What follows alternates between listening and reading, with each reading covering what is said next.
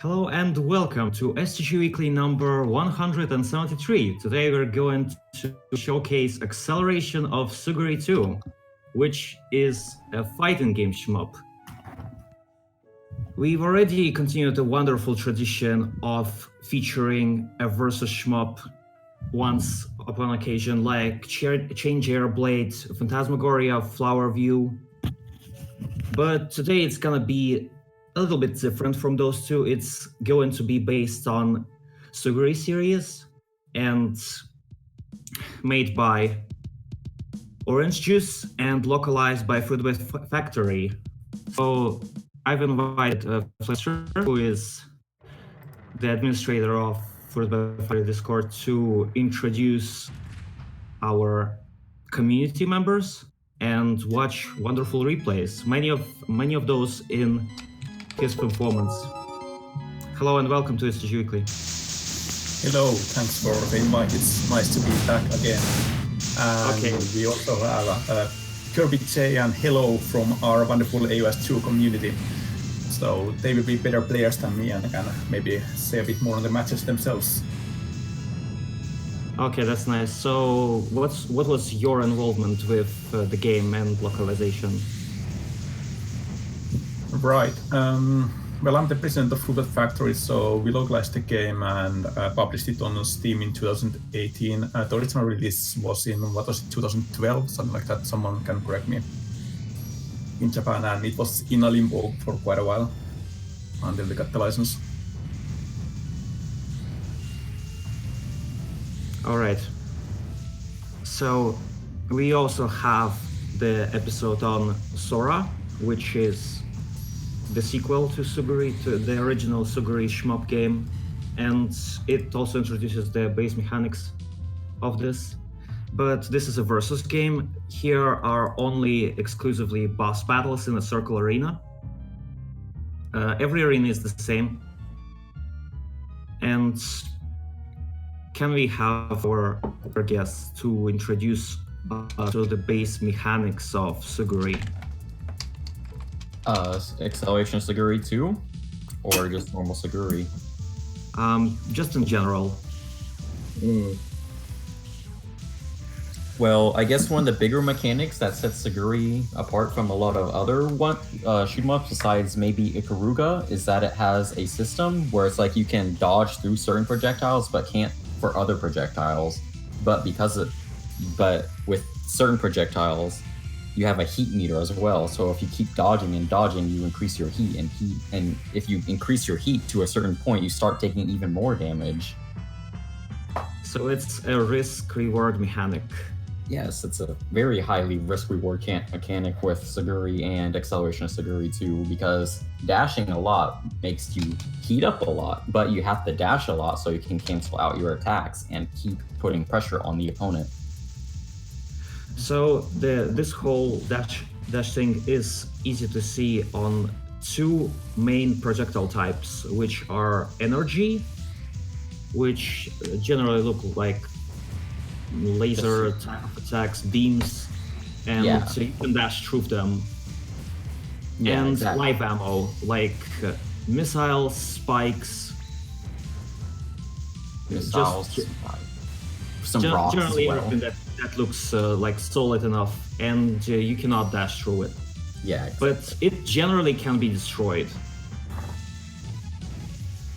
That's the rock, paper, scissors of this. And so Cool. most of the characters, they have best of both worlds, just so different types of pressure on the enemy. Yeah, we also have Aquas in the background. He just added himself to the stream. Yeah, he's running the stream. He's gonna be the DJ, and I've assembled a replay pack for this. Originally, we thought to have some live matches, but decided it would be better to showcase you around 13 replays, most of them done by the Buster, but also the replay pack provided by Coldress, who is sadly not here today. Yeah, shout out to Jam. He probably gave much more interesting replays, but we shall see. Anyway, it's just normal practice that on a show we have the guests and his own runs replays that he showcases. So that should be both. All right. Let us go over the controls to the game, because this game also introduces the shield mechanic. Oh yeah. That's not in Sora. The shield mechanic is I think it was in Acceleration Suguri 1. I'm pretty sure it wasn't as well, which is like, I think it came before Sora. Yeah, Yes. I think so. It came Pretty before sure. Sora, but it's also in Acceleration Suguri 2. The shield mechanic is basically just, I like to describe it as like kind of a get out of jail free card, but it's own, like there's a meter that you have for every special move and such, like normal fighting games, but you can also use meter to spend on shield. If you're getting hit by a bullet of any type, you can spend one entire bar, not entire bar, but like a little circle to get out, like just free for a little bit. But you can also shield inside of someone's gold shield that they spent an entire bar on in order to break the shield instantly. So it introduces some little mind games as well. But you can also shield without getting hit, so you can just use it to, in case you're expecting something, or just in case you really need to dash through a bunch of ballistics that are heading your way. Okay, so what's a golden shield in particular? The golden shield is just, if you're getting hit, you can gold shield, which spends an entire little ball of meter to spend in order to actually get out of it without taking too much I think damage. it was you know? called the urgent shield, which is pretty descriptive. Oh, So basically like a burst in ordinary fighting games. that's basically Yeah, what it it is. also knocks back an opponent that is too close to you, so if you're getting melee, it can be useful. Yeah, just like a burst. So anyway, just generally 3 types of attacks: energy, live ammo, and melee. Also, there are hypers, which are kind of like bombs. You charge them by dashing through energy projectiles. You can also select what type of hyper do you want to execute with which weapon. That's also a staple of the series. Yeah. Okay, can we go through the hut again? So the circles, they are mostly for shields, right? They're a mixture of shields and hypers. It's just your general meter. There's like a little circle right beside your portrait, and it fills up depending on what you're dashing through and how much weapons you're using. And there's the little balls underneath the health, which is the actual meter that you just build up over time. And with that, you can use your shields, you can use your hypers. It's just those two really, but you know, it's just for your attacking or defending. The basically in total, those little orbs that are on that fill up half and full, they're like the rounded up version. So if you get half shield, if you get half of an orb, you have just enough to do a half shield. If you get a full orb, you have enough to do a specific hyper. So it's just less detailed, and there's 3, so you have an idea. Versus the larger circle, which tells you exactly, or not exactly, but close to like down to the number, how much meter you have. All right. And what about the layered HP bars? How we should read them? So there's about 9. I think it's 9,000 HP, right? Hello, is it correct? It's 9,000. Everyone has the same, right? Yeah, everyone Yeah. has the same. So there's 3 bars, I believe. Yeah, it's 3 bars of 3,000 on each bar. So each color represents the 3,000 HP. So like beginning it's blue, then it's green, then it's yellow. So you have a total of 9,000 HP. The red bar can be gained back if you, if you evade projectiles and dash through, or I think it's close evasions.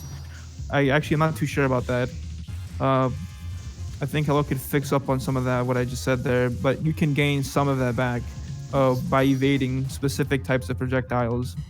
I think it's just like Okay, there's something that should be mentioned, I feel, and it's the rainbow circle that's trailing behind you. That's usually what's detecting whether or not you are dodging the projectiles. Because you can dodge ballistics, and if you get the ballistics into your rainbow circles, it'll start building up meter, and I think it also heals you. That's what he's talking about. Yeah, they're not. You don't dash through them. You're just like close calls. You're like super close evades. So even though Basically, you can't, like grazing.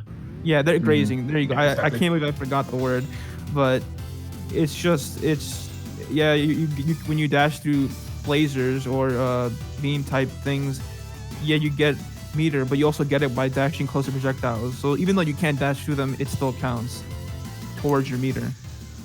All right. So those replays should demonstrate you at first the basic gameplay. Then after we would talk about some advanced strategy and game plan and mindset. So we should go to the actual game card right now. Sure thing. Okay. So what about our other guests? Could you describe how you met Acceleration of Suguri 2? What captivated you so much in it? So why do you still keep playing? Do you want to go, Kirby, or should I? You can go first if you want. Well, I was kind of first introduced to the series through Orange Juice, just 100% Orange Juice, the board game, and then I was like captivated by the characters actually. So like I just researched the characters and found out what games they were from. And so I started off with Suguri. I was really bad at it because it was just a kind of different shoot 'em up that you would expect. And it's like, I'm kind of bad at this, but there's Acceleration of Suguri. Let me try that. I tried it and I actually fell in love with it instantly because it was like, I like fighting games, and I like bullet hells, not enough to like actually keep playing them for long periods of time, but I do play them from time to time. So it's like, oh, I love this. So I played Acceleration of Suguri X Edition on Steam, and I was like, wow, I really wish the online for this works. Because, that's just the best to go into. Maybe there actually like this whole Steam parsec thing could work with it. I would love to see that work with it, actually, to be completely honest with you. So yes, as the chat says, Suguri is absolutely a harder game between the two of Suguri and Sora, the duology, because in Suguri you don't unlock the next stage if you beat the previous stage in practice. And in order to unlock the next stage in practice, you have to actually, once you see the game until that point, which is admittedly ridiculously hard, and both of those games are kind of famous that even the easy mode is fairly difficult. Is that there's a major difference between Suguri and other shmups in that you can't afford to always shoot, because bosses are very aggressive, and if you're shooting them in order to maintain maximum damage per second, you need to dash cancel your shots. So shoot dash repeatedly and raise up your heat that way, and then boss touches you and like you get hurt a lot. So it's very important to attack where the enemy does not expect you to. So yes, I would recommend Sora actually as the first game. It has a pretty friendly tutorial as well. Yeah. And this in general, I think the difficulty curve is pretty amazing. So you can just play one by one stage, which is nice compared to traditional shmups. Being able to unlock the next stage without actually reaching it. Yeah. Okay, so we should go over to the actual place. So let's do the first one. It's the one that I asked to record specifically for STG Weekly in order to demonstrate the basic concept of the game. So countdown, it's very basic. It doesn't really have any real gameplay, just showing the basics. Okay, countdown. All right, sure thing. Here we go. 3, 2, 1, go.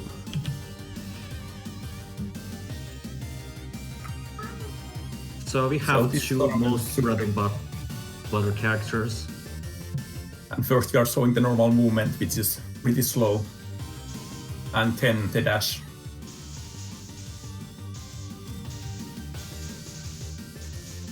And for dashing, you can either tap dash or do it continuously. And tap dashing is faster, but you get hit super fast, as you can see. So you can rapidly change directions, but it's more risky. Yeah. Yeah. If you hold it, you have to turn. That's the problem. If you hold it. And the characters also have two types of ammo, which you can see on the circle of the character. The top one is for the energy, and the bottom is for the live ammo, like missiles and stuff like that.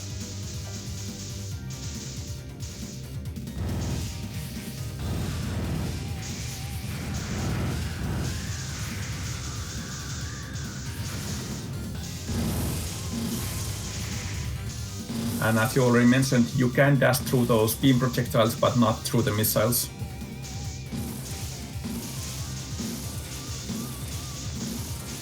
That was the charge attack.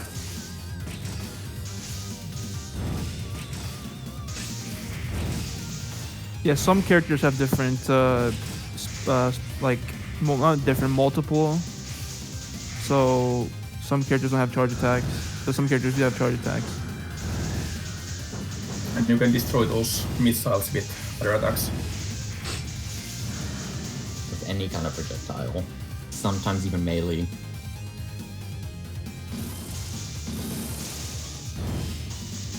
Yes, of course. Dash canceling is very important if you want to deal more damage.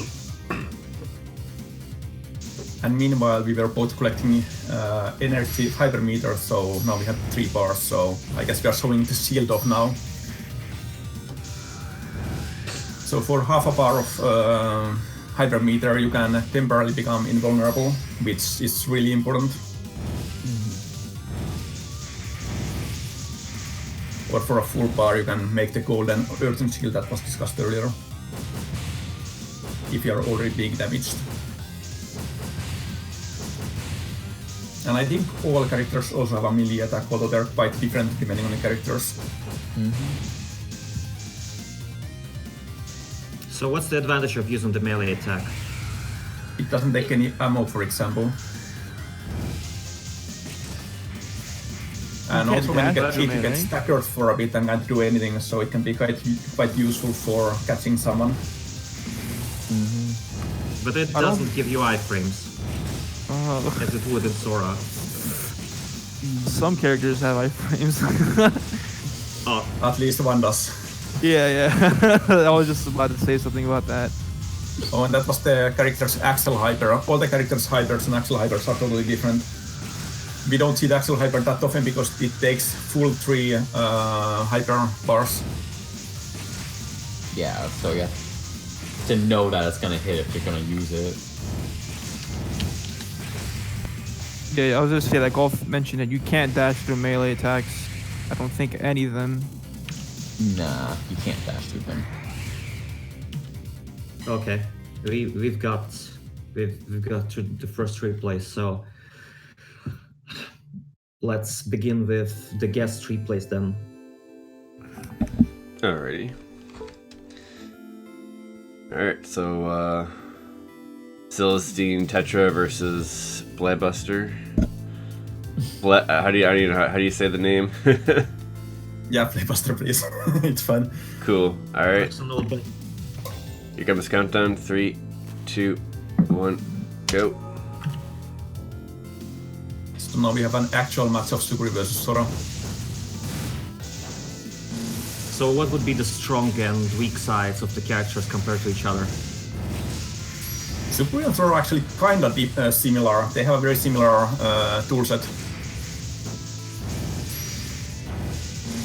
The differences are... Yeah, go ahead. One of the things that sets Suguri apart from the entire cast is that her melee attack can become ranged if she's farther away from the opponent. And it's an incredibly powerful attack, actually, that can be used up to 3 times. Oh yeah, Okay, there's a that- comment in chat, by the way, that we don't have any music at the moment. So are you thinking about putting something playing? We got some tunes. Yes, we can't show it on stream because content ID. So when the replays are that short, we can just play them several times. So one more, please. Yeah, Just sure. so we could. So you can commentate that a bit more. All right. 3, 2. Oh. Ready? No need to count. Just just loop them. Okay, sure. All right, I'm running it again. Yeah. Sora and Suguri, they are like Ryu and Ken, the main protagonists of their respective games. Here. Slightly different, but still not that much. Okay. You got someone to drop Suguri's out. signature move is that sword wave, which is pretty powerful. While Yeah, there's Sora even has an more emote. powerful missiles. And also a very powerful melee combo. Why are you in Go Life mode? For Kirby, I thought it would be fine. Oh, okay, yeah, sure. Can allow it. So just look through this replay, and then we'll go to the next one. So, what are the basic ideas of pressure? So every character has a specific playstyle. Typically, heat management, no matter who you're playing, is important. Even with a character called Kai, her specific one of her specific abilities is when she gets heat, she has different things applied to her, so she's much faster. And I believe one of her special hypers is changed, or her special abilities are changed. Can't remember exactly, but generally you don't want to be like hot ever. You never want to be hot because you take more damage. You always want to be cool, and cooling down is extremely difficult when you're being pressured by somebody with anything that they can throw at you. So whenever you're playing this game, that is the number one thing you have to try to do, because even players who are pretty good at the game, eventually they'll make a mistake and they'll end up costing them. Like it's basically like your bread and butter. So some characters specifically, they just want to wall you out. They just throw a lot of stuff on the screen. A character like Nap, she has 3 different forms. She likes to throw a ton of stuff on the screen and make it overwhelming, and you just don't know, like you have to dodge everything, you have to try to find an opening, but it's very difficult. And it's Okay. like, yeah, as Daryl said, it's not realistic to dodge everything. There's some characters like Sora who want to just go in. Like, she has good missiles, she has a really good lunge, and she has a really good melee, but she has poor meter, so she's very aggressive. So there's other characters that are kind of in the middle. So Suguri has a let's go to the melee. third one. Yeah, Suguri has like a melee, but she also has like a ranged sword wave, like you see her using all the time, and it's like more of like you can be aggressive with it, but it's typically a little bit more in the middle. Versus Sora versus like Nav, You can who's like describe her as beginner-friendly character. yeah. So the beginner-friendly character, I would say, I think it's Suguri. She is a little difficult Suguri to and play. Sora are both pretty good choices for beginners. I think Suguri is probably like the most middle choice I can think of, like the most friendly, because she has melee, she has good range, she has her hypers are simple to understand. She like teaches you the game. She teaches you everything about the game. Sora is pretty damn similar. She's just much more aggressive. She's like she wants to rush in much more than Suguri does. Okay, Aquas, let's start the third replay with Kai. Just to Alrighty. introduce her as a character. This should be a pretty hot match. Yes. Okay. Okay. Countdown. 3, 2, 1, go. And I'll keep replaying it. So Kai, someone said it in chat already. Kai is extremely difficult to play. She has an amazing melee attack, but she's really fast. But she's extremely high risk, high reward, because once you get high, and I mean, well, technically she's not high risk, high reward, because you can just not get hot. But most people tend to get hot, so.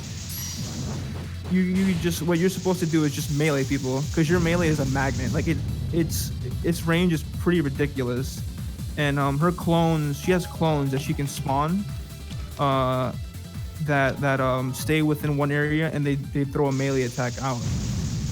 So this is something you're gonna notice. Yeah, there's projectiles and beams, and many characters don't break rules, but they change the properties of the rules. So she has clones, and they're invulnerable, and you can't destroy them, and they try to melee you.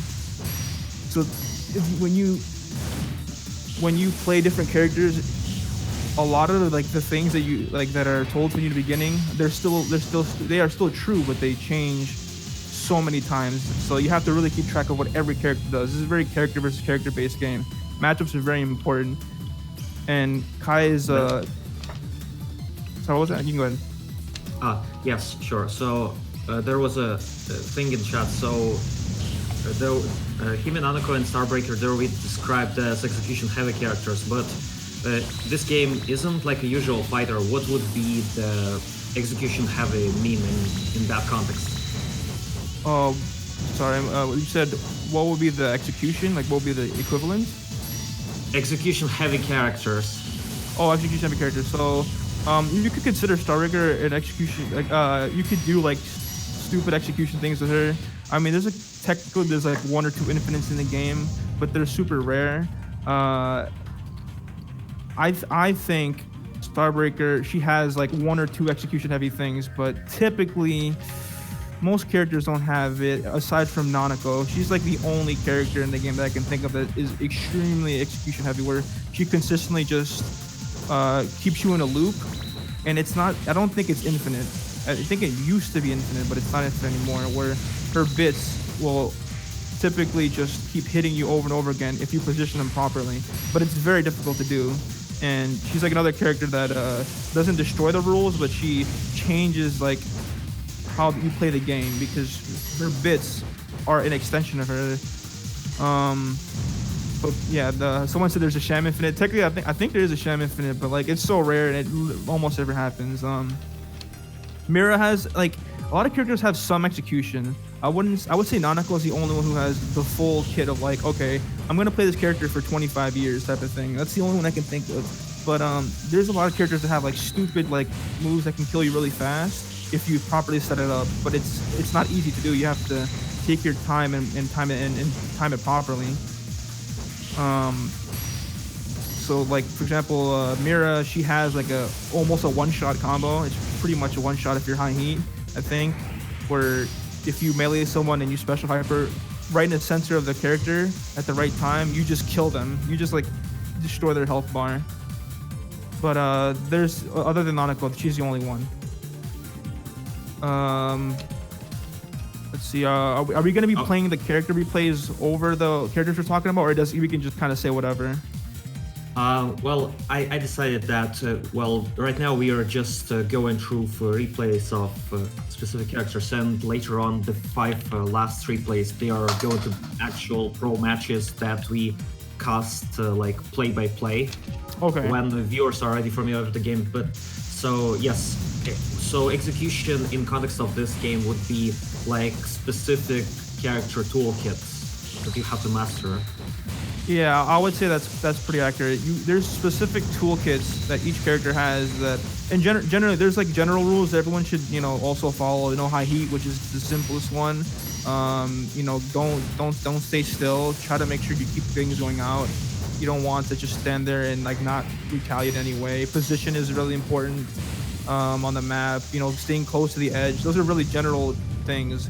But every character, it's just different. It's very character based, because even if you have even matchups, the way you play those even matchups versus other even matchups can be completely opposite. Like Okay.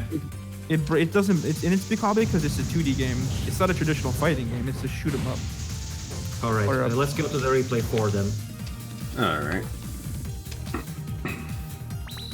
Replay number 4 it is. All right. Yes. 3, 2, 1, go. Hello, you want to talk about the iframe? No, I don't want to talk about All right, I'll iframe. talk about the iframe. So, Well, now we have Mira, and we'll see something very special in this match, I believe. so here's another character that has like a different type of. So those little traps are like, or those little spike things are traps, and some characters have those, some characters don't, and they basically stop you from dashing through. Or I think even if you're not dashing, they damage you. but they're are they projectile even though they stay still? I'm pretty sure they're projectiles. Yeah. Oh, so you saw that. So that was, you see how he just died? That's the mirror combo. That was a Yeah, stump. Yeah, that's a pretty strong move. So Okay, keep looping it. Yep. this character is a good example of like, doesn't break the game in terms of like the rules, but it just changes it a lot. So those traps So are, it's like zoning type character. yeah, this is more of a zoning type of character that can go in and the combo at the end, you'll see with the we call them the Beyblades, because like they're like big circular blades, but we just call them Beyblades. So this character builds a lot of meter, and this is where I guess stats come in. So like Mira is a character that builds meter very fast. But Mira is very slow. As the opponent of Mira, you want to get on her skin, but also she's all about zoning you out with different kinds of traps, so it's very difficult to actually engage her.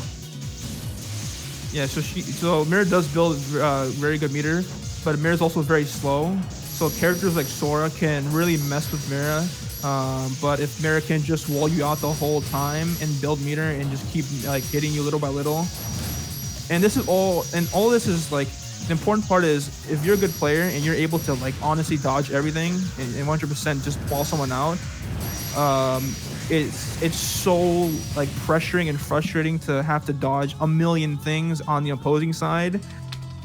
So it's like the glass cannon versus the tank. I guess it's not really a good example here, but Mira is like one of the examples of just a character that walls you out and just wants to like nickel and dime you. And if you're high heat, you're just gonna die. That's the problem. The damage is not that high. Her hyper is not that high. The tornado, the main tornado, it doesn't do that much damage. But if you're high heat, it really does a lot of damage to you. And she gets it so often that it becomes annoying. But you have to just learn how to play it with low heat while also trying to engage her. So it also just depends on the matchup. Like Suguri, in my opinion, I don't think she has much of a problem against Mira. And Sora too. Like the matchup tends to be more favored towards the aggressor. Let's see. I'm trying to think of what other character matchups are really.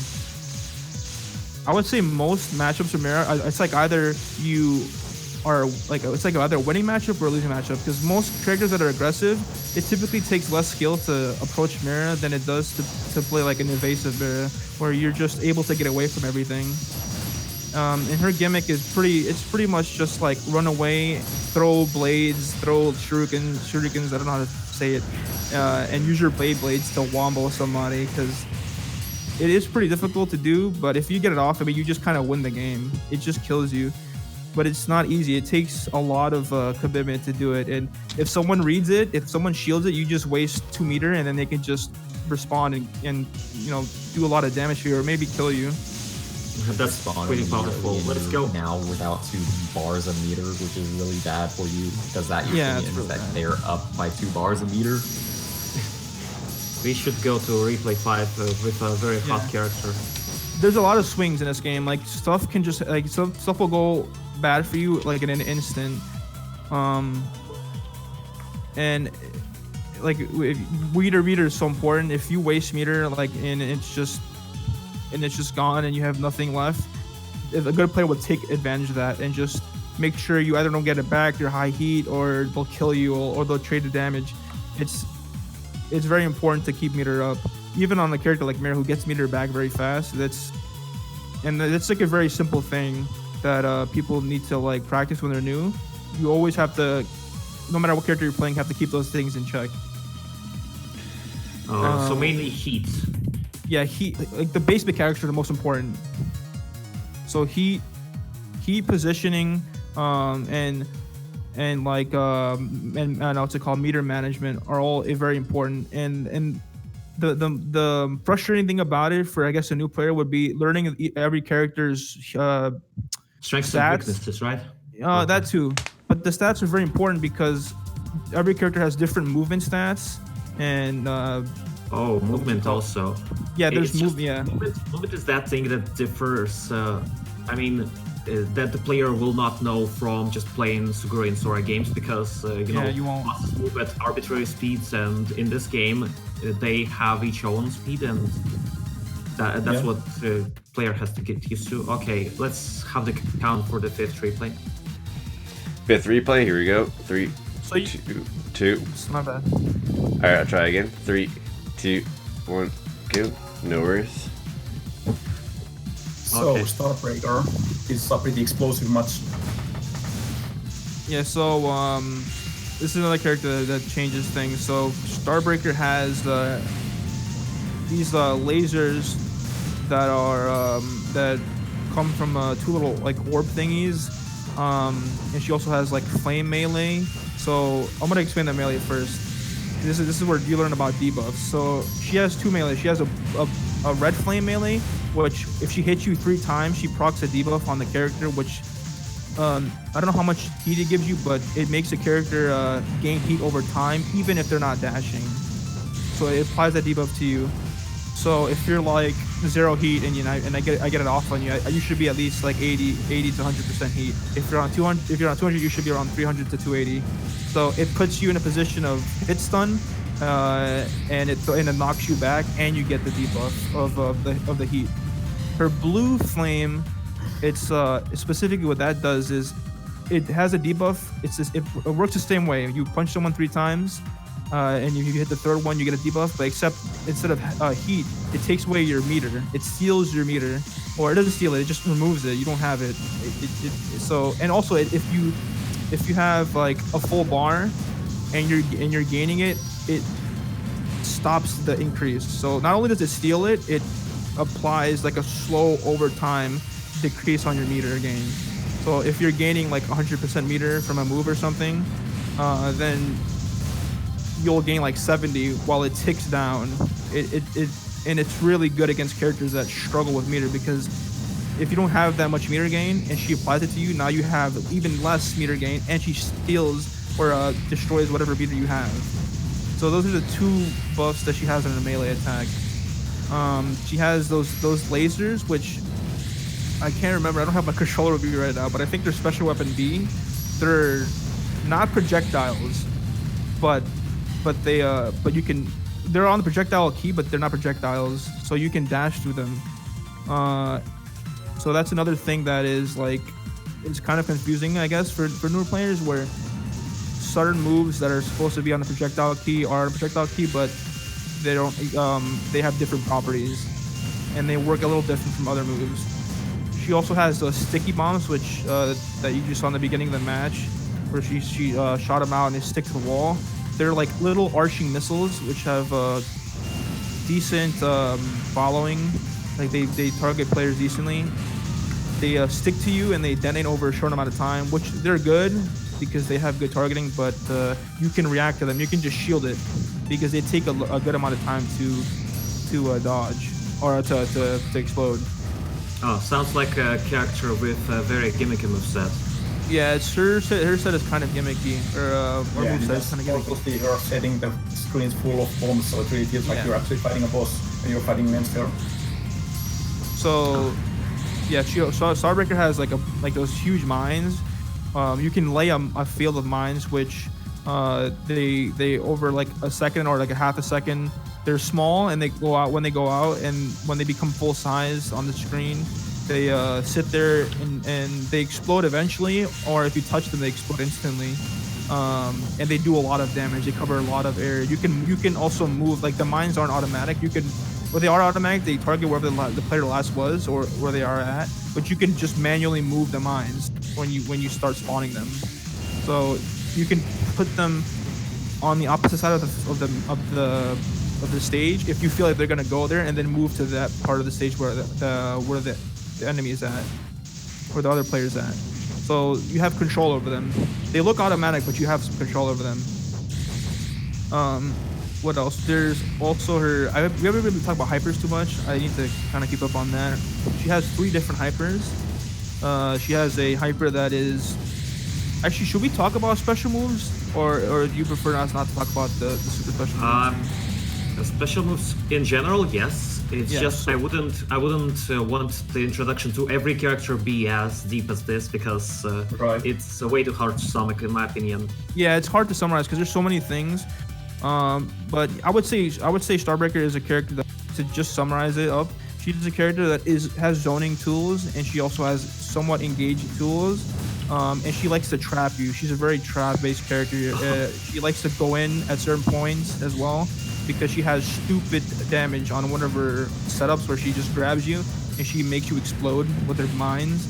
It does like I think 3,000, 2,000 something damage.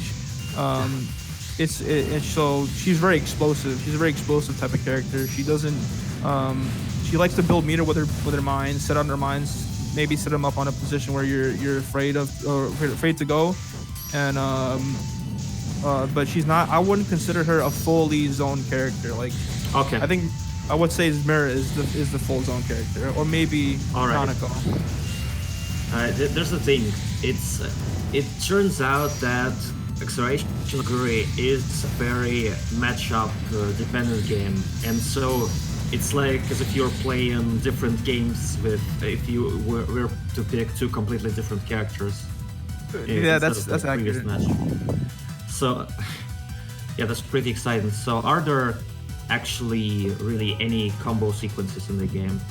Strings. There are a few actually. Yeah, there are quite a few. Not a ton, but it depends on each character. Actually, I think do we have Saki on here? Yes, we Next do. one, right? That's Actually, perfect. So let's let because I main Starbreaker, so that's probably why I went in so in depth. Sorry for my Starbreaker bias. it's Hello okay. Kitty We still we have like 2 out of the 5 pro recruits with her. That's perfect. So So it's good that we've gone just such in depth with her. so Hello can probably he's a Saki man, so he can tell you about Saki because he knows about it way more than I. Yeah, we have like Saki's next gonna be in place. the end, so we should already change yeah. to the 6th one. My bad. I didn't. Man. I thought that was Saki. My eyes are bad right now. No, that's Um, mate. That's him. All right. I wasn't paying attention. Countdown for the 6th replay. Oh, okay. All right, 6th replay coming up. 3, 2, 1, go. So Suguri versus Hime. So he may damn, I don't know like specific moves, like what's it called, the execution for the moves, but I know her moveset. So Hime is another character that is very like I don't know what she is. I want to say she's like a jack of all trades. She does everything. She's very good at a lot of things, and the only problem she really has is like projectiles. And I guess very aggressive characters can mess with her. But she's a character that rarely has a losing matchup, Can like I say all the time. her gimmick though, at the very least? Her gimmick is that none of her bullets you can actually dash through. All of them are unable to be dashed through. And They also can't be destroyed. yeah, you just straight up have to dodge them. You can't destroy them either. Because of that though, her ballistics, she's very bad at ballistics because none of her very few of her bullets actually destroy ballistics as well. Like only a very few number of them do, and because of that, it's just shooting ballistics at her makes it very awkward for her. That's all I want to say though. That's a pretty clear-cut strength weakness I wanna say. Yeah, and she also has like a very advanced set of like grabbing tools that she can combo very efficiently. Does she have an In this infinite? replay. I think she doesn't anymore. Yeah, sure. Her grapples, those chains can be comboed. So this is one of the combo characters, I guess you could say. She does a lot of things, but if she gets those chains on you, if you do it properly, you can keep it going for a while.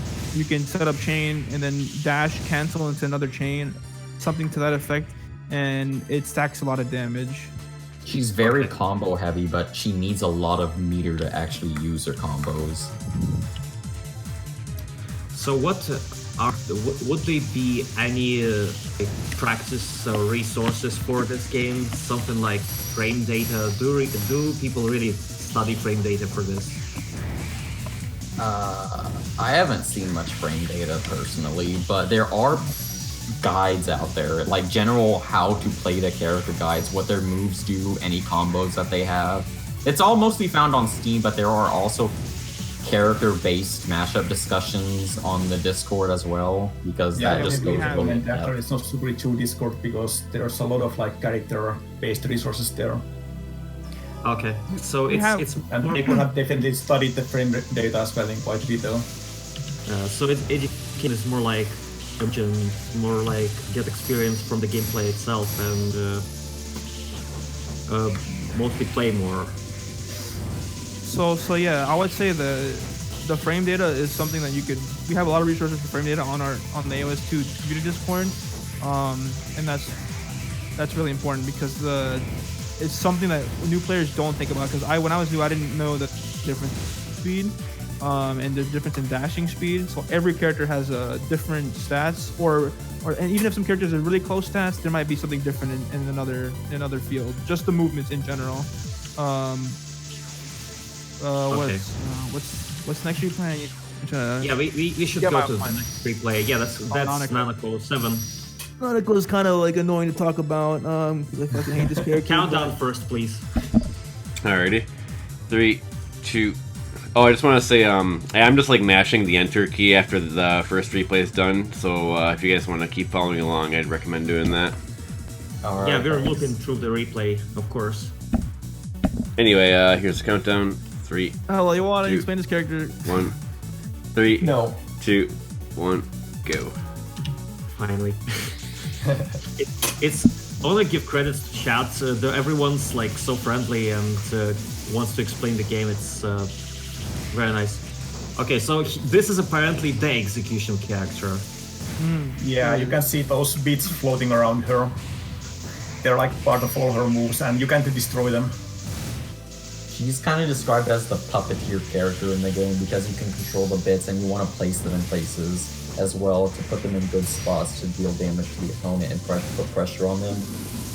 And also melee attack them as well because they can be used as melee attacks and that is super annoying to deal with. Yeah, so she has some ways to actually affect the positioning of those bits for her moves.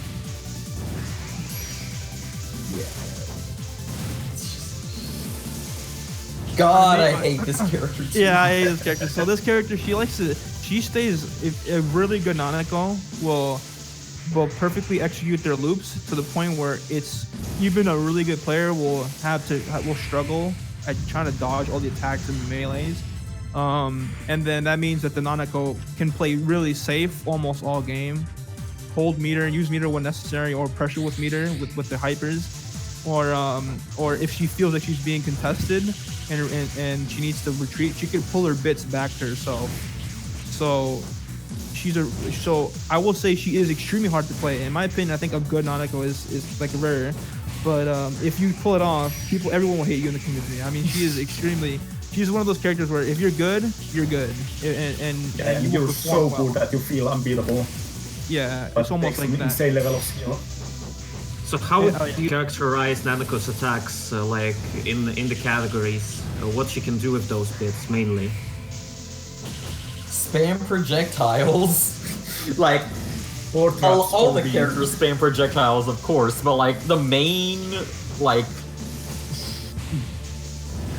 the main contender for this, I feel that is a good example is just like, I think if you hold weapon B and the screen just gets flooded with ballistics. It's dumb. It's insane.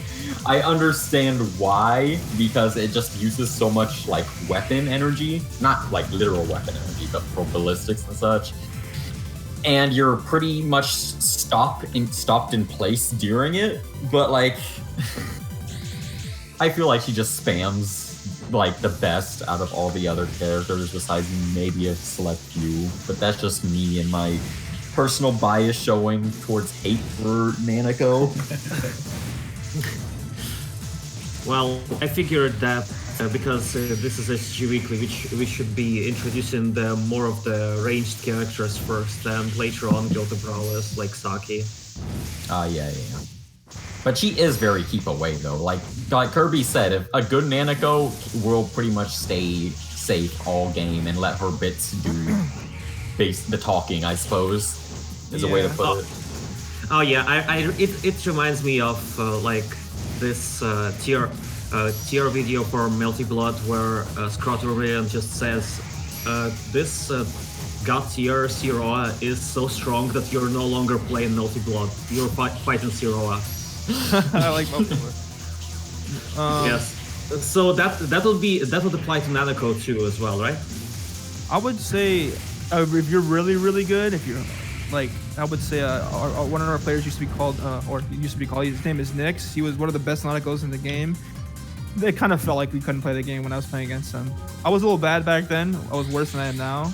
But yeah, it felt like that. But the thing is though, is her moves, from my understanding, they don't do that much damage if you have no heat. I think some do, like 1 or 2 do, but that's the problem. It doesn't matter how much damage it does. Her moves are so good that if she can keep you in them and melee you all the time and use her projectiles properly while also using her phases all at the same time, staying away, it feels very overwhelming. Constant pressure. Yeah. Okay, so what's the deal with her melee? It's apparently very gimmicky. I can't just notice what's the attack that's supposed to be melee. Yeah, it's not actually herself attacking, it's the bits doing the melee attack. Yeah, like the bits, it's kind of weird because there's like no visual representation besides them moving towards you and the sound that plays. It's like a little whoosh sound that comes forward, and you just see a bit slightly go backwards before charging directly at you, almost like a curving punch kind of thing. Yeah, so you want to loop that. That's the problem, and I think is it just called bit looping? That's what it's called, right? Yeah, I think it's just called bit looping. So the proper way to play Nanako is to use your moves in succession to where it's almost infinite, with maybe like a couple of seconds of or maybe like a second or two of like you just maybe repositioning, moving somewhere, or waiting for some of your energy. But typically, I don't think that even happens that often. You just use laser, you use your melee, you use your projectile, and like rinse and repeat in a good position. And the melee, if the melee wasn't there, I'd probably say she would not be nowhere near as good as she is right now, because it allows her to play so safe while applying so much pressure. And I know people consider her a zoner, but I think she's like also other things. She's like a zoner, a puppeteer. She's like a ridiculous combo character, or I mean not combo, but a looping character where she just 1-2 1-2. It's like it's very pressure. It's like her character is pretty much zoning, pressure, like so many things. But on some matchups she can struggle. Someone mentioned long range. Yeah, that's true. Okay, we shouldn't go into deep like with matchup dependence, because it's already only so much to go through. That's fair. Yeah. Yeah. That's fair. Okay, let's go to the replay 8. Cool. It's my final replay. Yes. Later on, they're going to be the advanced replay pack. All right, let's do it Go up. down, please. 3, 2, 1, go. Oh, is this ulting? Oh. Yep. It's the first boss of Sora. Give her a hug. So I don't know how to explain. I'm gonna be very careful with the character. I think Alte she's like kind of I think she's a zoner character now. Maybe she spawns these searchlights that shoot passively shoot at you when I think you get near them or over time. They shoot minigun ammo, or like which is their main gun. They shoot the same kind of projectile. It's like a laser machine gun, and it spits a bunch of tiny bullets at you. So if she spawns, go ahead. Yeah, that short slide she just summoned is basically her unique point, because it takes one hyper to just summon that short slide, and it doesn't directly do anything, but it will increase the homing of your attacks and change your moveset. Yeah, she really just wants, without her satellite, what is it called? Searchlight. Searchlight. Without her searchlight, she's kinda just really bad as a character. So she really wants to gain meter up as fast as possible in order to spawn it for her, because once she spawns it, her attacks become a lot better for her. This was actually quite a lengthy replay. I'm surprised. she kind of plays like this. It is important. I think stretch is very important, but I think the way people play her now with the other SLPs, or what's it called? I don't know if they're SLPs, but they're like the ones that move around the map that you see her spawning. The searchlight panels that are passive. Yeah, they're not searchlight panels. So I she don't can get the official name. Yeah, they're scary. If she gets off a lot of them and they start hitting you, you can do a lot of damage. The claymores. There you go. I don't know why I forgot. The claymores. If you spawn a ton of the claymores, and she has searchlight, or she just has a meter for hyper, she can just chunk you because they hit you while you're also hitting the enemy with whatever you have, and they hit stun you for a long time. So I don't know if she's a zoner character. Maybe I would say she might be, because she can also kind of go in sometimes too. She's pretty nasty setup with those claymores, and I think it's ultimately matchup based. Yeah. The thing about playing against her is that you can destroy that searchlight, so that's like your number one priority. Yeah, so set play character is actually a very good description for her would be, because her game plan relies so much on just placing those options that follow the enemy. And so I actually really like how it seems easier to get into for a shmup player than getting into like a fighting game, because you can kind of intuitively defend yourself, because like here's energy, you dash through, here's live ammo, you try to destroy it, and so you could actually survive more instead of like trying to guess the correct like block strings, frame data. It's actually quite refreshing how just a full-fledged fighting game can be based on shmup mechanics. Yeah, I would say this game is extremely character-based, and although there's a lot of faults with that, like other games have the same problem too, like Street Fighter, or like Multi Blood. There's some characters that just, some matchups are just like really unfun to play. But I mean, ultimately, player skill I think is most important.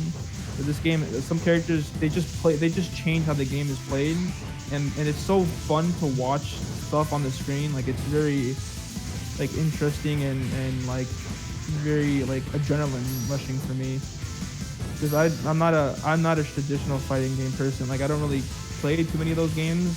I started playing recently and I do enjoy them, but this is like you wouldn't expect this much depth in something like this, but there's a ton of depth.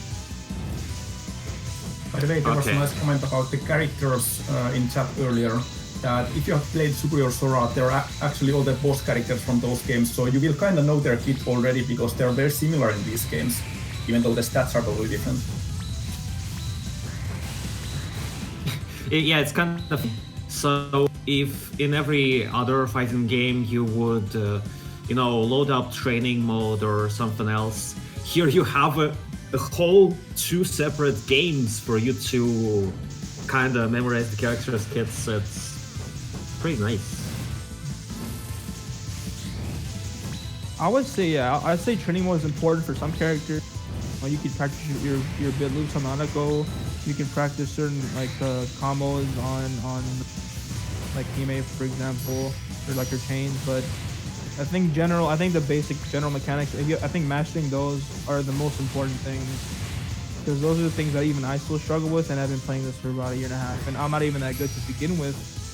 So, and those are typically like the heat management and the movement and positioning and all that. So I think it's easy to play, in my opinion. Like it's easy to just start playing right away, but to be good at it, I think is another thing. Easy to learn, hard to master game. Yeah, easy to learn, hard to master. Okay, yeah, I'm glad it is, because shmups are kind of they tend to have good skill sets like carrying over from one game to another. Alright, and so we should stop the street play and just do a little bit of talk, because these are going to be the 5 replays of kind of the top tier players. I assume that was the replay pack that was given to me. And so we are going to talk more about the advanced strategy and play styles. And so the main concept would be to try and control the center, right?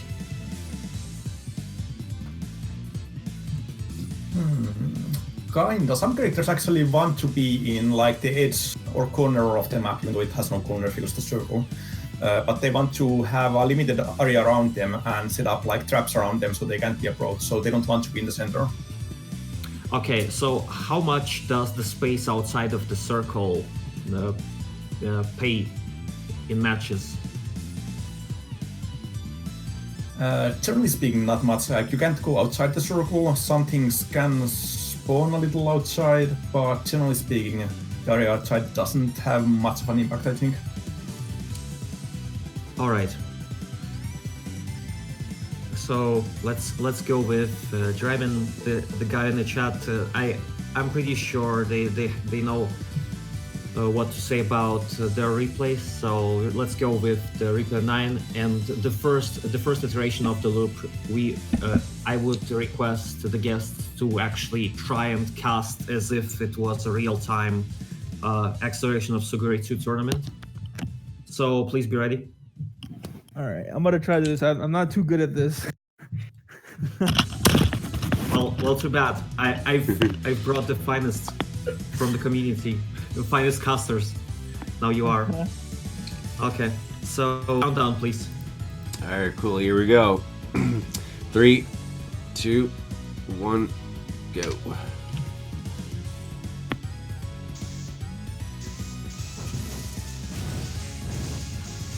Oh, my thing froze. Hello. You should pass while I fix up. You're a bit quiet. Okay, so Suguri Sora, this is a pretty even matchup. I would say a Sora, you want to set up missiles and make setups for your melee. Seems like, and oh yeah, Suguri, you want to abuse your sword waves because they're very, very good at destroying projectiles, and also very good at zoning. They're like pretty big. Yeah, Sora is like, I think Sora is playing way too hard here.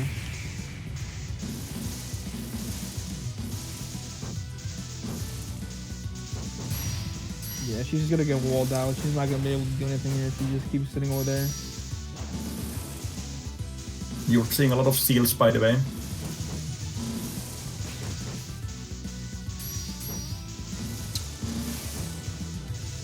Yeah, Draven's trying to stay back and get meter. Yeah, he was trying to spend. I saw him using. He was holding and using charge attack, and that's like really good for meter. And it's like a kind of a safe move. But sword waves are so good. I don't know. I would say. I mean, I feel like it's safe to say that Suguri might have a little bit of an edge on Sora, even if it's kind of like even. Although I think Sora's research is better. Yeah, Sora, you're trying to get to that launch loop, and you can see that Draven was trying to set it up, but wasn't really able to get it going. While as Suguri, you have a like slightly longer range, so if you manage to play well, then you're just giving Sora barely out of reach. Yeah, Suguri wants to play a little back, but man, he's playing really aggressive, and he's getting away with it too. Suguri's more of like a conservative character with her kit. Well, but she can still go in.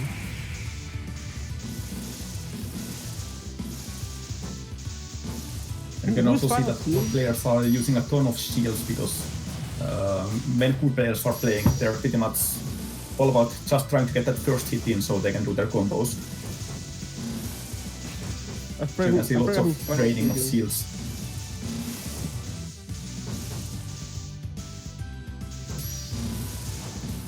All right, so I would ask you one question. Well, you figured out how to defend yourself, but how would you recommend the newbie player to attack the other player? Just in that way that he could learn something from it and try and get better at his offense. I'm sorry, you cut out. What was the question? All right. So the question is, how would you recommend the newbie player to attack the other player? Just practice something that they would direct their offense. So, the best way is you definitely, if you're a new player and you want to learn how to attack and defend, you have to always play player versus player. You can't really practice on your own. It's kind of hard to do. Only certain things you can practice on your own. But if you're playing Suguri or Sora, use your missiles. Like the missiles are really good for poaching. Like spamming missiles, I don't think is the worst thing. They home and they provide you like a little bit of pressure or a lot of pressure, and they kind of protect you as long as they're not destroyed. You can stick behind them. That's what I recommend to do. Projectiles are like, it's a very, very common thing that players do. They like to spam missiles, which in theory is good, but you just have to do it mindfully. So you would recommend trying and varying your attacks on the enemy. Yeah, definitely. Yeah, do a variety, and like for Sora, missile spam isn't the worst thing. Like on her character, it's not bad because she wants to set up with her lunge loops. So if you're playing her, I would definitely I wouldn't say it's not the worst thing, but just try to make sure you have some variety. Don't get too predictable, and whenever you spam missiles, make sure you use them to your advantage. Don't just let them go at the enemy the enemy player without capitalizing on it.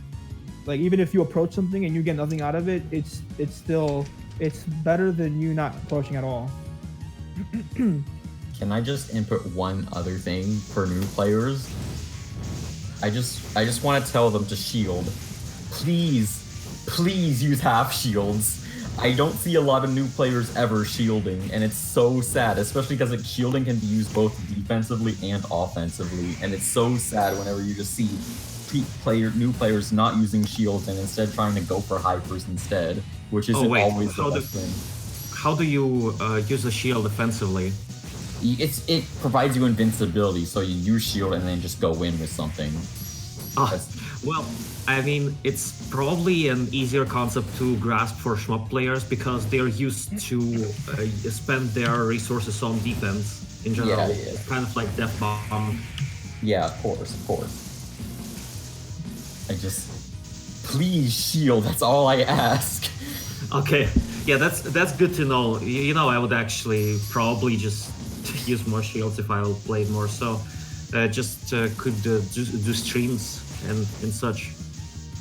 But you introduced me in the basic tactics thing.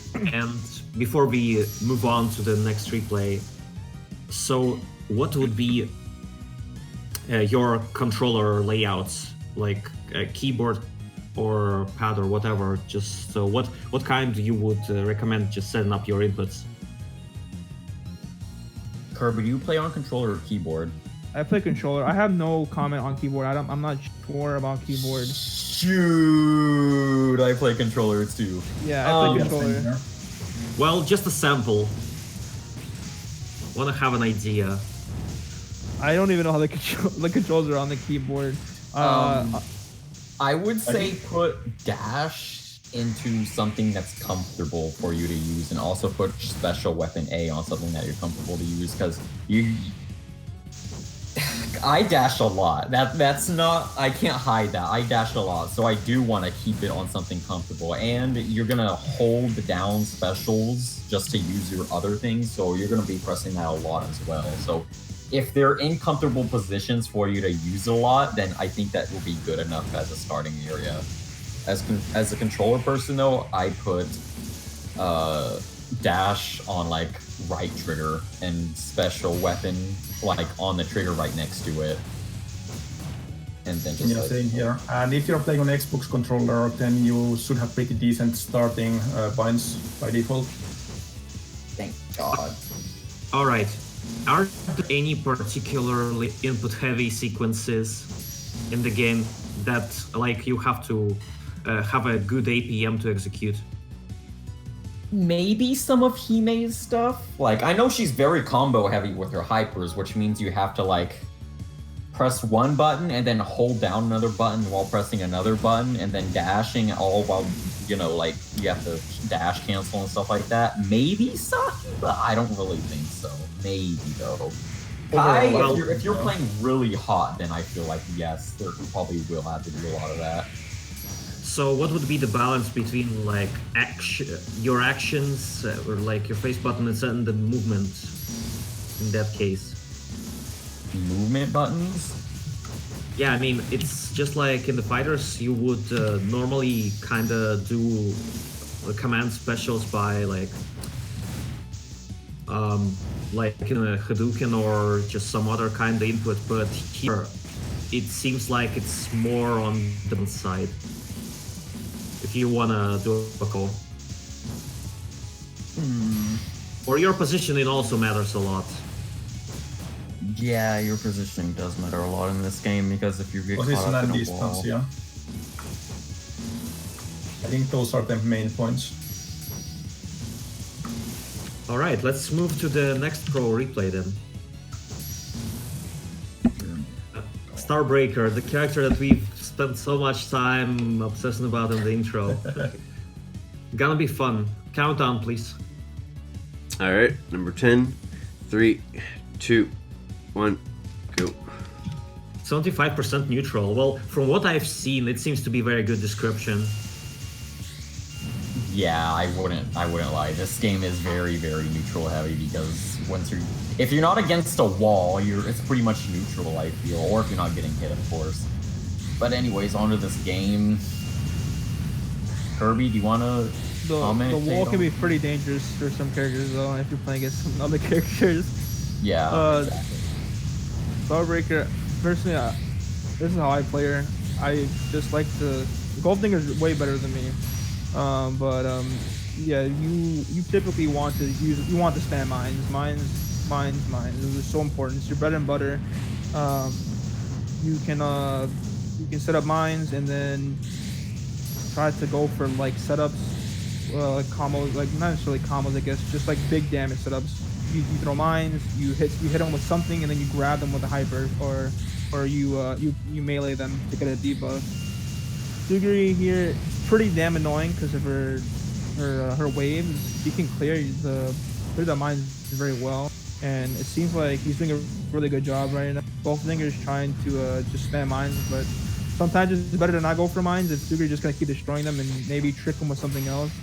But mines are your meter, so they give you so much meter. So I think you should still go for them for the most part, and it seems like that's what he's still doing here. And they do a lot of damage. Like he's only 100% heat, and he's like getting chunks from one mine here and there.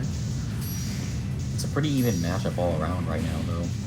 Yeah, this isn't the most polarizing matchup. It's like a little difficult for Starbreaker, but it's definitely winnable. But yeah, he's really hot. Goldfinger is really hot, so that It's one super dangerous. Yeah, that one trade, like, he lost so much health. So by hot, do you mean like they tend to be played at the high heat, right? Well, I'm just saying the character's hot. Some characters, I guess, tend to be more hot than others, but regardless of what character you play, you should try your best to not be hot at all. But it's inevitable that some characters will be a little more aggressive than others. Like Kai, which I think we already saw play earlier. She's like that kind of character. She dashes and runs around a lot, but you still want to try to be not hot because you take so much extra damage. Yeah, I think oh yeah, he got hit. He got hit by something small. Very tiny I think the bullet. laser. That was very down to the wire. Only 30 seconds left. Oh, I didn't even notice that. I was busy focusing on their movements. Yeah, Okay, that's well, what one it more does. iteration for this one.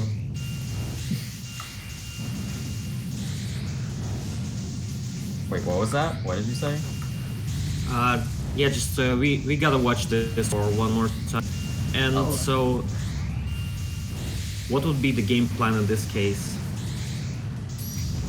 I think how Goldfinger is playing it is fine. He just needs to execute better, and then the way Suguri is playing is fine too. It just it doesn't end up winning, so it works out for him. But like Starbreaker wants to put mines and be careful and try to do setups and then approach, and then Suguri wants to clear mines and approach in her own way.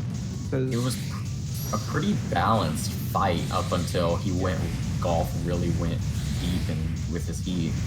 and then he just took a bunch of damage, and then it was an uphill battle from there because Suguri was still on her second bar of health while he was halfway through his last one. Yeah, I think Hofdinger Bowl just got a little bit too hot, and that's usually what it comes down to. Yeah, The punishment. Punishment, there you go. That's the word. Destruction! Punishment is very, very important in this game. Like neutral is obviously one of the biggest things, but I think punishment is like right up there because that one little heat exchange late in the game just solidified the advantage that Suguri could get. And something that you got, and I still struggle with this, is trying to keep up stuff all the time in Starbreaker is really important. Like keeping up mines, then covering yourself with lasers, and then keeping up mines, and then trying to zone with melee or melee. It's very important because if you get caught with nothing and no meter, then you're more susceptible to like melee attacks or someone approaching you, like he just did right there. He just walked up and like punched him in the face because he had nothing up and he had missed his melee and he had no meter. So Starbreaker is a very resource-heavy character, but she can get the resources very fast. Her mines give her so much meter and they provide her with so much defense. Okay. He's kind of getting scared here, so. Also, there's one thing that he should have done and that's probably like throw out a hyper just to throw it out when he was sitting at 3 full bars, because you don't want to actually be at full meter all the time, because with that case, you're not gaining any meter. If you have the meter, if you have full meter, you want to spend it in some way, even if it's just a shield just to go away or get in something.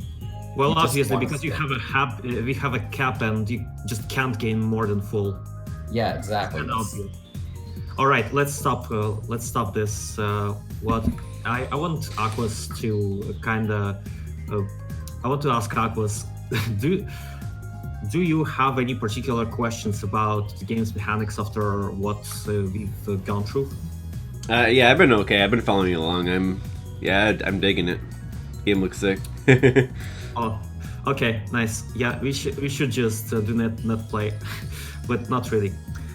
Oh, just shit. Blind replay, blind net play, but actually not. It's by the way, the game has very good netcode. That's what I noticed. Yeah, it's very good. I play with one of my favorite players I used to play with is from Malaysia, and it used to be a little laggy, but it was really good for the distance. Like I was surprised, and it could be due to it being a 2D kind of game, like a 2D shoot 'em up. But also the netcode is just really great. It's really good. Yeah, I wouldn't really expect like rollback netcode in the shmup normally, because in POFE that would be very hard to make one. But here, because there are life bars and stuff, it seems to be very approachable. It's stuff like lag compensation in VPSs does, because it's also reliant on life bars instead of just being hit or not. Yeah. So it's quite forgiving. Okay. Anything else before we go to the 11th one? I guess the only I could say something extra about the netcode is we've had a lot of tournaments on the server, and since we have more of a small, tight-knit community, since most of our tournaments are online, we have a lot of players from different regions playing, so it's pretty damn mixed. Like, we have some Chinese players, we have some American players, you have some European players. It's just like, it's just everywhere. So that's like proves to you how good the netcode is. Like, how many games can you say have online tournaments that have people from around the globe? It's like, I don't think too often. Yes, it was very difficult to play Phantasmagoria Flower View with Japanese player for me, honestly. It was like turn-based game, so I'm actually very glad that there is a versus game with a netcode this good. So it's already gonna become one of my favorites, I can tell. Better than Unist. Oh wow. Well, Unist was already kind of praised in the anime fighters community, I've heard, for the netcode. Okay, let's do the countdown for the 11th free play. More Starbreaker. All right, awesome. All right, here we go. 3, 2, 1, go. I hate this matchup so much. I don't even want to. I don't feel like casting this, but yeah, this is the same thing as Suguri, but like till like the 10th degree. You don't want Sora to get near you. If Sora gets near you, she's gonna hurt you a lot because her lunge loop is really strong. But Starbreaker, she's a slow character, so her initial dash speed is good. But it makes you heat up if you use it. So you can get out of a lot of her lunge loops now. But if she's able to get it off in your high heat, you just take so much damage. So you basically have to just keep mashing the dash button in order to get out of things, but you don't want to be high heat in the first place, which is already part of the problem. Wow, this is very hot. and it's also kind of the same for Sora. I mean, Sora shouldn't be hot, but if Sora is hot, like Starbreaker has to just catch Sora, and you have to make sure that trade is good because most of the time Sora can retaliate if she's pushed in a good spot or if she's in a good position to retaliate, and you have no meter, and it's like cat and mouse. I would say Starbreaker definitely is a mouse, but it's like a mouse with a bazooka, and then the cat is just trying to eat the lunge mouse. loops. Yeah, lunge loops are so scary, but he just grabbed him there and did a ton of damage. Like catching him like that is really smart. It's really hard to do. The grappler. Yes. Sora has like 1% health now. All that red isn't actually health. I'm like kind of into this game, but yeah. So you just want to make sure Sora doesn't get near you. Keep up mines. Mines are so important. Alpha's playing this matchup really well, actually. Yeah, she's playing very well. This is a really hard matchup. This was much harder before the patch, but like now it's kind of more playable. Oh my god, the shield trades. That's why shielding is so important. But Golf just had more meter, so there was no way that Sora was going to be able to win that trade. What a game. So how do you usually estimate which player has a better position? I feel like that's kind of character matchup dependent because, like, the loop lunges that Sora can do, you really, really, really do not want to be against the wall. Like, okay, what's a blue shield break? it's like the gold shield break where you just shield inside of someone else's shield, except it's a lot harder to do because it goes away faster. And gold shield, when you just shield inside of it, when it comes out, you have a little bit of a time frame to do it. With the blue shield, I think it has to be immediately in order to actually break. Very small window. Hard reads. Yeah, I think it's more of a read than maybe it's reactable by a small margin. I'm pretty sure it is, but it's pretty small to do it. Gold shields last a lot. They last a lot longer. Like even though they're not that much longer, you can react to it if you're good enough. It's a lot longer in regards to frame data. Yeah, I think that's the best way to put it. That's the best way to put it. Yeah. And then the same thing here, like just Golf Dinger or Starbreaker, you just want to put mines. You want to stay back. You want to catch Sora, especially Sora's high heat, and Sora just wants to eat you alive with her lunge loop. And her setups, her missiles, kind of annoying, but the mines are supposed to be you have to hug your mines a lot, or place the mines in a way where it cuts off Sora from being able to get this Starbreaker. Okay, let's go to the It's next. noteworthy that Tiraimin is at like 1% hit points for like 1 minute or something Oh boy. before he dies. Let's get ready. Let's get ready for the more melee-based character. My wife. This is yours. Hello. All right. All right. Here we go. 3, 2, 1, go. Oh boy. Alright, well, Saki is very weird for a character. She usually wants to put out little Dippin' Dots, as the community lovingly calls them out, because it just puts constant pressure on the enemy. They're the little balls that just follow her around, and they just they don't do anything until they grow bigger, and then they just home in on the enemy as much as possible. She also has tambourines, and those tambourines she's throwing out are basically disjointed melee hitboxes. They're not ballistics. You can't destroy them. So if you get caught in them, you're gonna be caught, and they're gonna last for a long time. And that big bell that she just put out, the Sunshine Bell, traps you as well. And it's not a normal energy, huh? That's a lot of hit stun right there. She is a very hit stun heavy character, and because of that, she's a very combo heavy character. She also has maracas that she throws out that not a lot of people throw out for very good reasons, but they're just mainly used for trapping because your entire kit revolves around trapping basically, and you want to trap people into your Sunshine Bell because when you trap people in your Sunshine Bell, you do loads of damage because they really get stuck in it, and then you can go in and start whacking them around. But anyways, with the set, it's pretty even so far right now, actually. The Saki's playing really cold, for a Saki at least. But Saki is a very hot character because she's also very pressure heavy, so you want to keep just canceling out your dashes. It was a really good shield, and it was a really good call to have the tambourine revolve around the Saki as well, just in case they did shield break it, so they get stuck themselves. Well, not shield break it, but you know, if they try to do anything funny. This one lasts quite a bit longer than the others.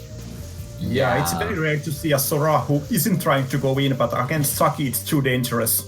Yeah. At least it demonstrates different playstyle of Sora, I suppose. I think you have to respect Saki.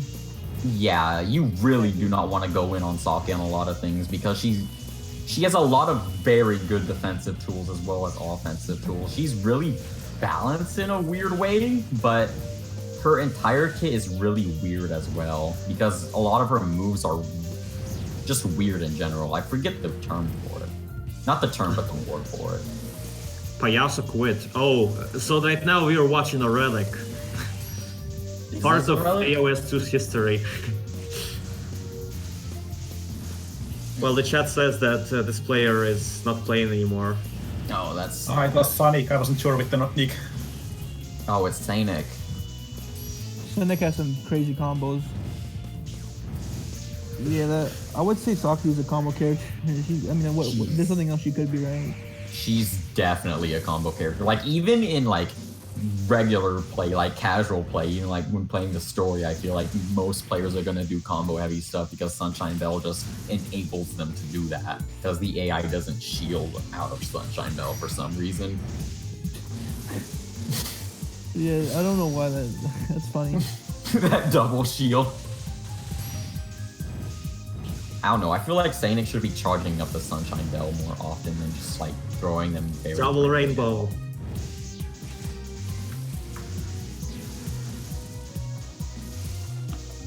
Wow, they're still going at it. Yeah. It's really I'm nice. actually starting to run a little short, so no, Saki has to get more aggressive or she will lose by timeout. Yeah, that's true. Oh yeah, that was a pretty good call for just to go in and do that. That's a really good approaching tool Saki has. It definitely is. I use it more like a trapping tool personally. Just charge up not big Sunshine Bell, and then just try to trap them with some kind of thing, even if it's your own hyper. Well, not your own, but another hyper.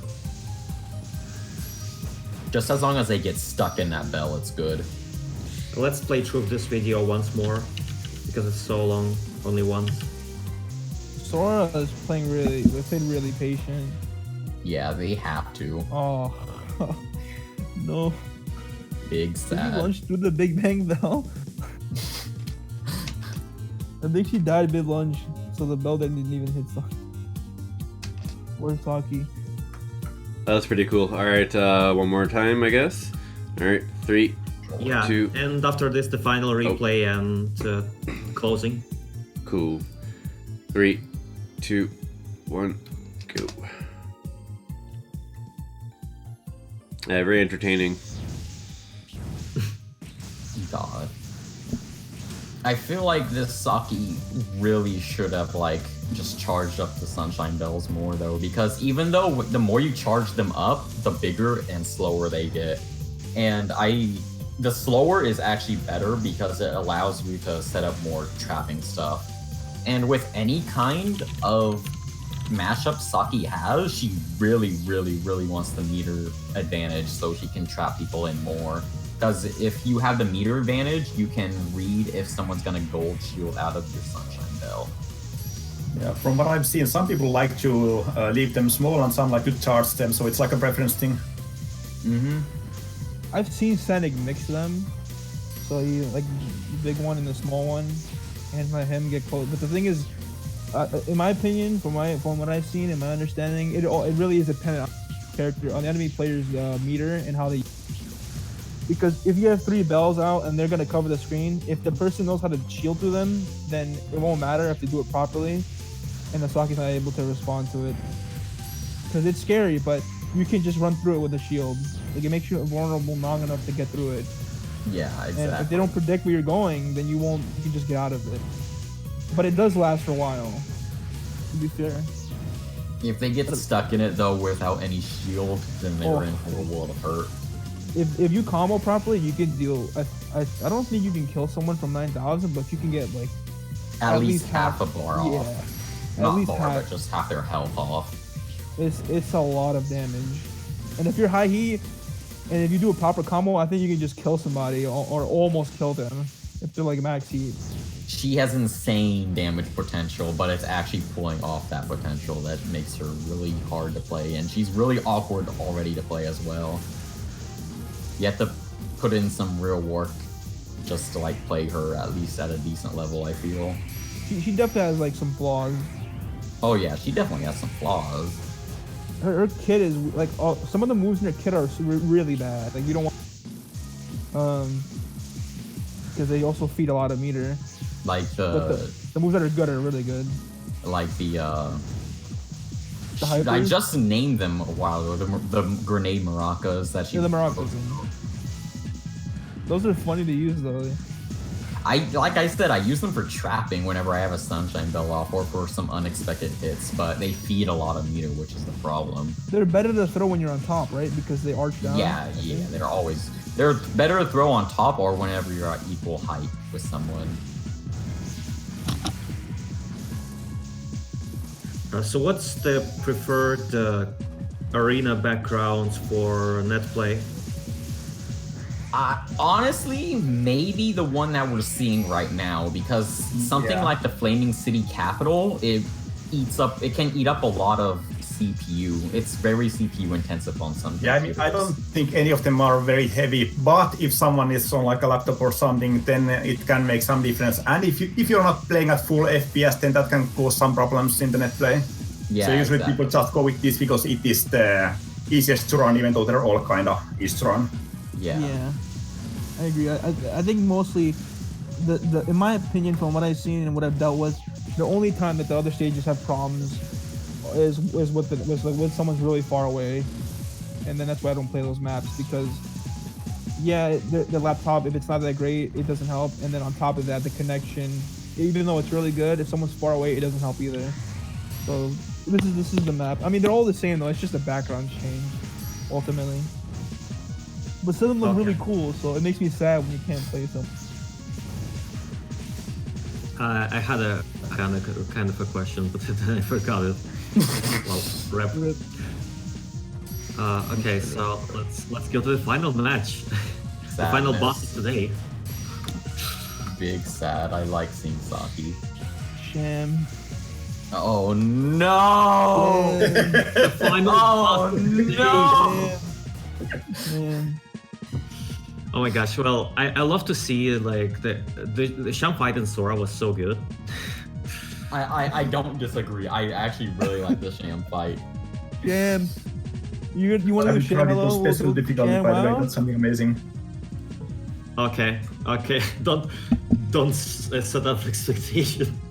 Oh please. Okay, but at least we've got a player here in the chat. So countdown for this one, please. All right, final replay. Here we go. 3, 2, 1, go. I hate this character. I love the meme of this character. This is the worst character. I've heard. I love Sham though. She is the worst character in the game though, and her kit is entirely defensive. So it's like The basic theory is that if you dodge all of her attacks, she literally cannot do anything to you. That's the basic theory with her. But because of that, she can't approach. And also because of that, it becomes a stalling match. But why would you tell Orange Juice to balance their game better? Please. I'm afraid if like Sham becomes good, because she's already technically bad, and I already hate her just because of her playstyle. So she's kind of like the Lethal Joe character. Yeah, she is the Joe character. And it's kind of scary because unless you really, like, honestly, you have to rework her whole kit. But if you just buff her, like, if you just give her, like, a really good offensive move and really good, and much better stats, like, she would probably be the scariest character. Like, you have to be careful with, like, touching her. Because, yeah, she's bad, but she can be really good. She has an infinite in this game, but it's so rare. Like I mentioned it before, it's so rare. It almost never happens. You're more likely to see it at the beginning of a match when some player is just dumb and doesn't realize what's happening. That being said, though, if Sham's main, like, her main bread and butter is she wants to, I don't know the name. If it's whatever hypers, it's like little, the triangle thing, the drones, what are they called? It's her hyper and orange juice, actually. Delta Field, there you go. Yeah, Delta Field. That's her bread and butter. If she gets Delta Field out, it prevents you from dashing, right? Yeah, you can't dash at all. You can shield though, right? Yeah, you can shield. Pretty much die instantly, which goes to show how important dashing is in this game. Mm-hmm. You can't dash, and because of that, if she has her thing set up properly, with all their little drones, she can just keep hitting you with like everything. And if you have no shield, or if you're high heat and you have no meter or any shields, like you're either gonna take a lot of damage or you're just gonna die, because she can do so much damage to you and then also re-delta field again and then get you into a state of no dashing again. So it's pretty scary. Like, but that's the thing. All you have to worry about is delta field for the most part, because her cubes are pretty useless. They're mostly a defensive tool, and they do damage to you on the edge, but it's kind of like, it's rare where you get hit by those. If you have to, like, twice or 3 times, I think, you can just completely forget about Delta Field, though. Or not Delta, well, yeah, Delta Field. It gives you enough time for Delta Field to wear off in most cases, I feel. There's also a funny thing with Delta Field is that you can't dash, right? But if you use hypers that use forced movement, like Kai or Starbreakers, like dashing melee that pushes them against the wall, they will go to the wall at full force, which is the really funniest interaction you can see in this game, I feel. Yeah, there's a couple counterplays to it. In a Starbreaker, if you can't dash and you have and the shield's not going to be long enough, you could just use a neutral hyper and run across the map. Some characters have some stuff like that where they get the movement done. But ultimately, most characters get hurt. If you listen very carefully to the stream, you can hear the sound of my heart splitting into 2. Because, I didn't see a Sham replay actually before this very stream. Just decided to set this one for last, and like there's so much potential that could have been done with her as a character. Sham's your favorite character? It's more like she was my favorite boss fight in Sora, because like especially the special, it's just so different from the other characters. But in AOS 2, based on the replays that I watched, so far the closest in spirit to their game equivalent would probably be Hime, in my opinion. But what would be yours? My favorite. No, I mean like in comparison with their boss selves in the Suguri and Sora games compared to their kits in the fighting game. Kai, I feel. Say all the for me. Well, yes. I mean, Suguri is obvious because she already small spoilers for Sora. She fights you on the same circle-ish stage. Okay, we need to be done with this replay. Let's put Saki on again. The above one, 20th one. I just can't. Yeah. So 20th one until we end.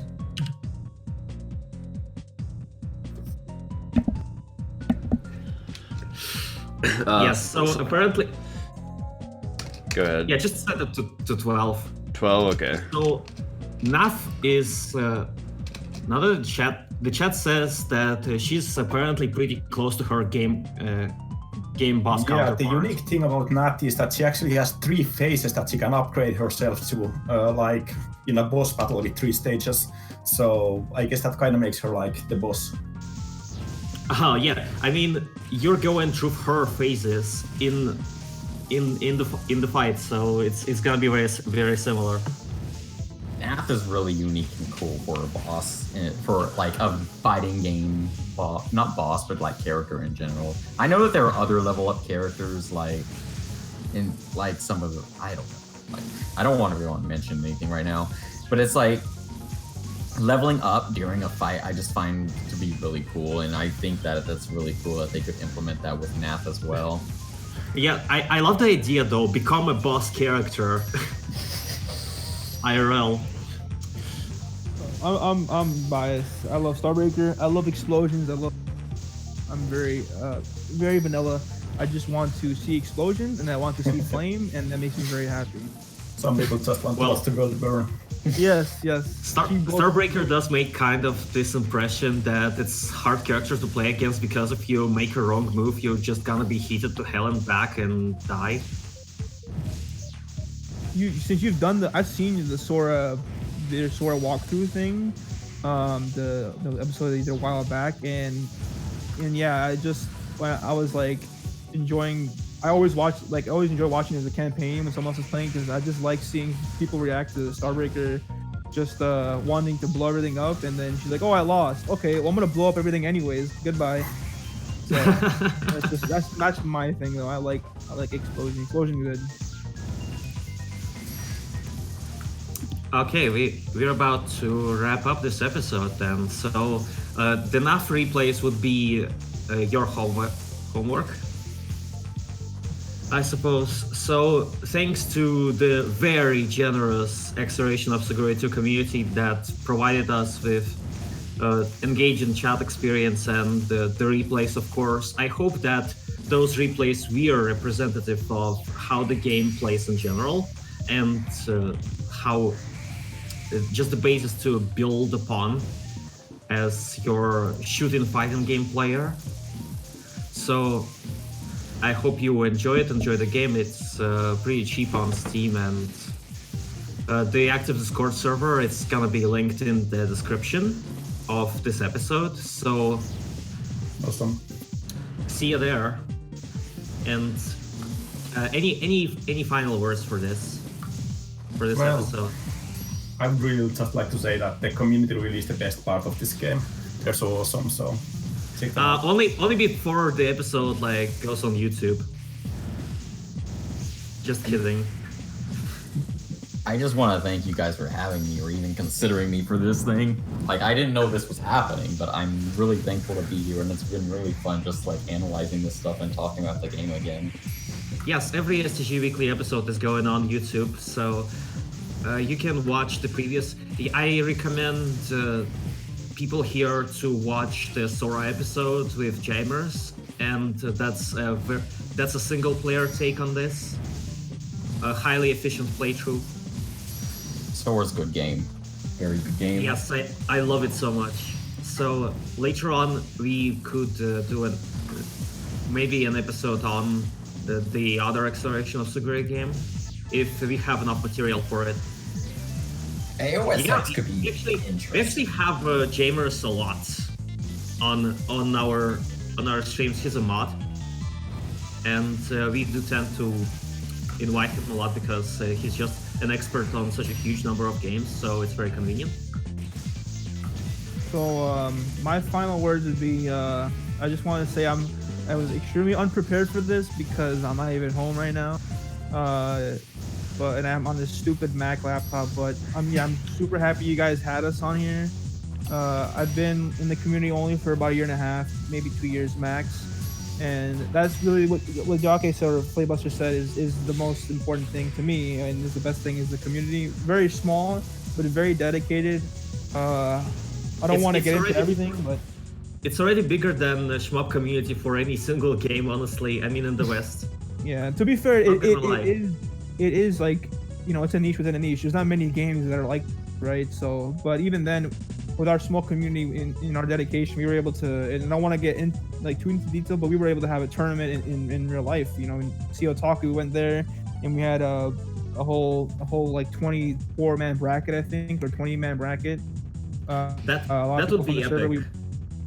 We did do that, and it was great. That's dedication. So, you know, like I run tournaments, and I try, and other people run tournaments, and we try to like give away copies of the game and give prizes. And Playbuster is he's a very awesome person to have published this, him in the Food Bat Factory, because shout out to Food Bat Factory and Yake or Playbuster, because they ported the game to English, and they were very helpful with the prizes and all that stuff. They like support the community. Not many developers or publishers you could say do that. I mean, I haven't really heard of it that often. Sham still sucks though.